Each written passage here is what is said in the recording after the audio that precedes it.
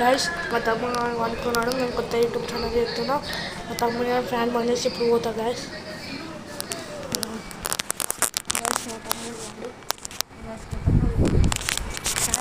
Fan బంద్ guys.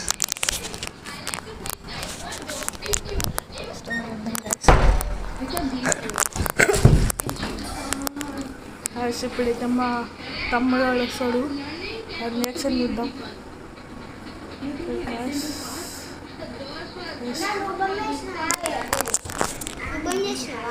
నేను బంద్ చేయలేదు తమ్ముడు. హలో